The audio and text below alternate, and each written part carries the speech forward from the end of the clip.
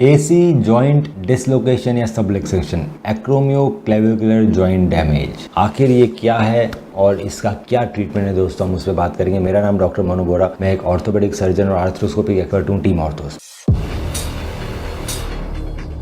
दोस्तों हमारे कंधे में एक जॉइंट होता है जिसका नाम होता है एसी जॉइंट, एक्रोमियोक्लेविकुलर जॉइंट। जैसे कि ये कंधा आपको दिखाई दे रहा है, ये क्लेविकल और ये हमारा एक्रोमियन है।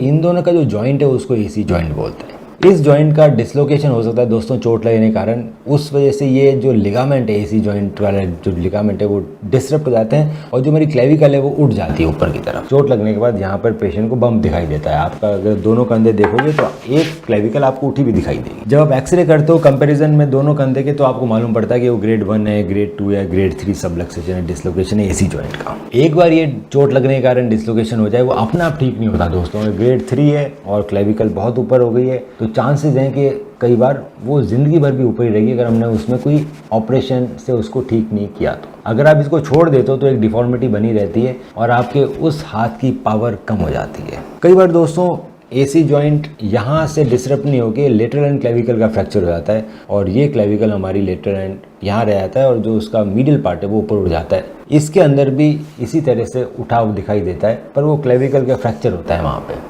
ये फ्रैक्चर थोड़ा ज़्यादा डेंजरस रहते हैं क्योंकि जो बोन एजेस होती है वो शार्प होती है, वो आपकी स्किन को पियर्स कर सकते हैं। तो बहुत ज़रूरी है कि ऐसी कंडीशंस को इग्नोर ना किया जाए। अगर आपको लग रहा है कि चोट लगने के बाद आपकी क्लेविकल उठ गई है तो एक डॉक्टर के पास जाना ज़रूरी है। वो एक्सरे करके पता कराते हैं, दोनों कंधे के कंपैरिजन एक्सरे लेते हैं कि आखिर एसी जॉइंट डिसलोकेशन या सबलक्सेशन है तो किस ग्रेड का है या फिर कहीं क्लेविकल का फ्रैक्चर है भी या नहीं है, लेटरल एंड क्लेविकल फ्रैक्चर। एक बार ये डायग्नोसिस बना लिया जाए तो इसमें सर्जरी की ज़रूरत आती है डिपेंडिंग अपॉन ग्रेड। अगर ग्रेड 3 है या फ्रैक्चर है और काफ़ी डिस्प्लेसमेंट है तो इसमें सर्जरी करनी पड़ती है दोस्तों। एडवांस सर्जिकल प्रोसीजर आ गए हैं। पुराने ज़माने में प्लेट्स लगती थी, एसी जॉइंट डिसलोकेशन हो गया तो प्लेट्स लगाए थे, हुक प्लेट लगती थी। तो दोस्तों हुक प्लेट यहाँ से लेके यहाँ तक हुक अंदर जाता था एक्रोमियम के अंदर और एक बड़ा बल्कि इम्प्लांट रहता था। वो कभी कभी हम लोग यूज़ करते हैं अगर एनाटॉमी उस तरीके की हमें हुक प्लेट ही यूज़ करनी पड़ती है, अदरवाइज हम हुक प्लेट यूज़ नहीं करते आज। हुक प्लेट का फिक्सेशन अच्छा होता है, वो बहुत मजबूत होती है, पर उसका एक डिसएडवांटेज होता है कि उसको बाद में निकालना पड़ता है 1 साल के बाद। दो सर्जरी हो जाती है आपकी,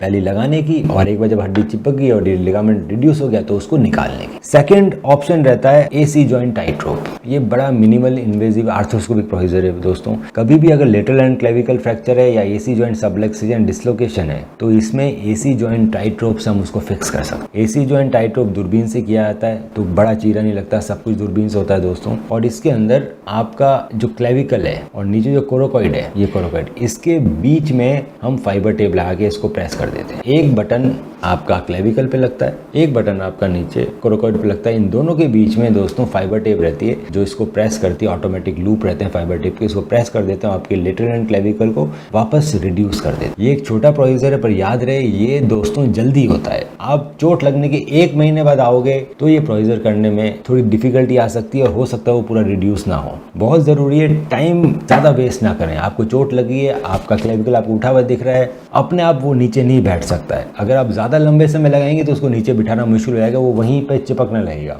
बहुत ज़रूरी है 1 या 2 वीक में हमें सर्जरी प्लान कर लेनी चाहिए।